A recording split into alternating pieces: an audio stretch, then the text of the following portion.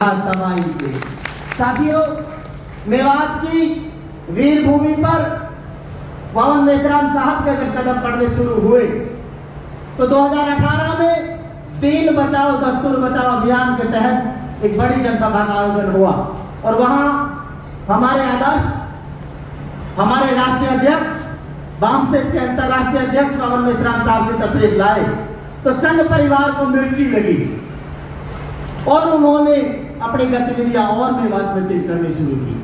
उसके बाद हमारी परिवर्तन यात्रा मेवात में आई।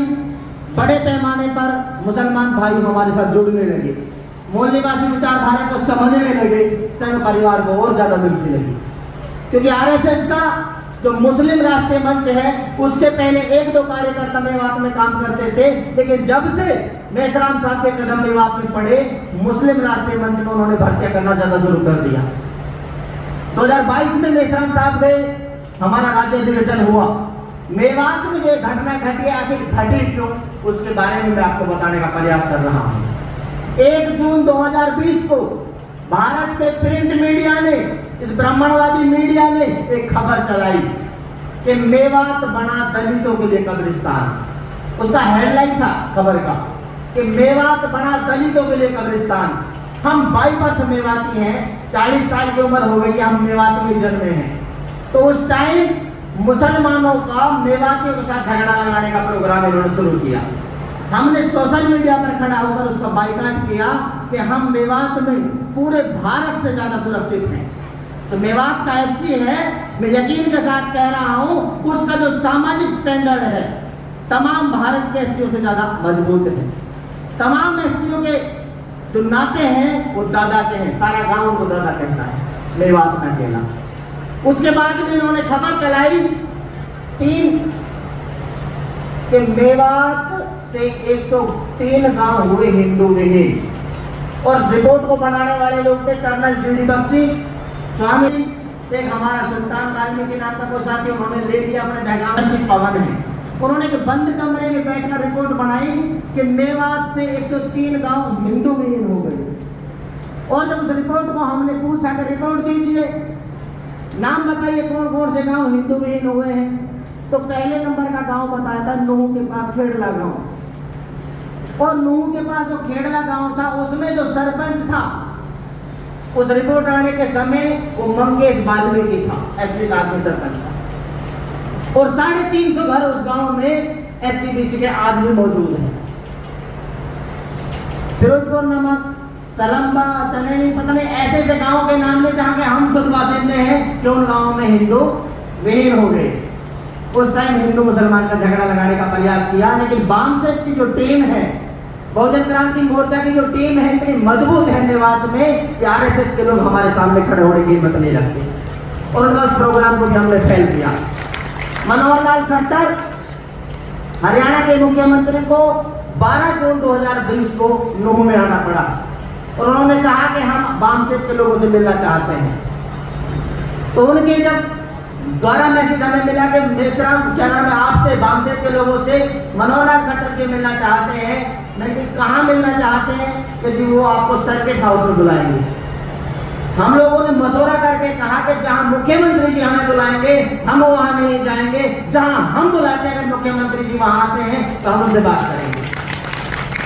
हमने अपनी शर्त रखी कि हम लोगों के पार्क में बैठते हैं, वहां अगर मुख्यमंत्री जी हमसे वार्तालाप करना चाहते हैं तो आ सकते हैं, वेलकम है। हम वहां नहीं गए, मुख्यमंत्री जी वहां नहीं आए, उनका वो प्रोग्राम भी फ्लॉप हो गया। अब साथियों जो धार्मिक यात्रा ये दिखा रहे हैं, ये धार्मिक यात्रा मान्यवर सिर्फ 3 साल पहले शुरू हुई है। 2021 में ये शुरू हुई है जिसको ये धार्मिक यात्रा कह रहे हैं। और इस धार्मिक यात्रा के कोई अध्यक्षता, कोई संत महापुरुष, कोई पीठाधीश्वर कर रहा हो, ऐसा कोई भी नहीं है। वीएचपी के लोगों के द्वारा ये प्रायोजित प्रोग्राम है। तो उस यात्रा में जब पहली बार 2021 में यात्रा आई, उसमें जो मंदिर है नल्लड़ में, उस मंदिर के सामने पीर बाबा का मजार है। उस मजार को इन लोगों ने 2021 में तोड़ा, लेकिन मेवात के लोगों ने सब्र का परिचय दिया और उस टाइम भी कोई झगड़ा फसाद नहीं होने दिया। अब जब ये यात्रा आई है तो ये यात्रा आने से पहले वो लोग वीडियो बनाकर डालते हैं कि तुम्हारा जीजा आ रहा है, स्वागत नहीं करोगे? अगर कोई ससुराल में जाएगा तो थोड़ा बहुत स्वागत तो होगा ही। नेवाते ने वो स्वागत कर दिया तो बड़ी बात थोड़ी है। ये जो हुआ, ये संघ परिवार इस बात से भयभीत है कि मेवात में, मैं ऐसा मान सकता हूँ भारत में हरियाणा जो प्रदेश है, प्रदेश हरियाणा में अगर सबसे मजबूत कहीं पानसेर की टीम है तो वो मेवात में है। क्योंकि हमने अभी तक 750 से ज्यादा अपने SC/BC के बच्चों को वहां से निकाला।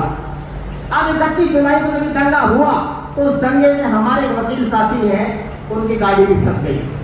वकील साहब का फोन मेरे पास गया, वकील साहब कि हमारे एक साथी हैं, क्या नाम है उनका, करतार सिंह, जनौली गांव के, वो फंस गए वहां। मैंने बात की, वकील साहब कैसे फंस गए, कि ऐसे ऐसे मामला हुआ है। और मैंने कहा वही सुरक्षित में लेने गया उनको।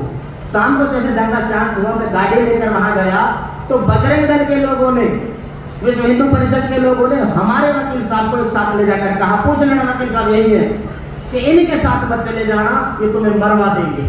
है वकील साहब करतार जी यहाँ है कहीं? करतार जी ऐसा ही जिसमें बता रहा हूँ, ये करतार जी है। मैंने कहा कि जितनी भी गाड़ी आपके साथ हैं आप मेरे साथ लेकर चलिए, मेवात के आदमी आपके तरफ उंगली उठा के नहीं देख सकते। क्या ऐसा नहीं हुआ? 5-7 गाड़ी आपके साथ आई। मेवात के लोगों ने, जो लोग हमारे SC/BC के वहां पहुंचे, इनके बहकावे में आकर अपने घरों में पनाह दी और उनके गंतव्य तक पहुंचाया। साथ ही ये एपिसोड हिंदू मुसलमान का मामला नहीं है, ये हमारे SC के लोगों को, हमारे OBC के लोगों को, उन्हीं के OBC के जो मुसलमान भाइयों से लड़ाने का प्रोग्राम है। प्रोग्राम का मैंने आपको कारण बता दिया, निवारण साहब बताएंगे। इन्हीं शब्दों के साथ मैं बात कहकर अपनी बात को विराम करूंगा कि आसमान बेरंग है तो बेरंग ही सही। अगर ये आसमान बेरंग है तो बेरंग ही सही, और ये धरती अगर तंग है तो तंग ही सही। RSS वालों, हम अमन चाहते हैं, जंग नहीं। अगर तुम जंग चाहते हो तो फिर जंग ही सही, फिर जंग ही सही। जय मोदी, जय भारत।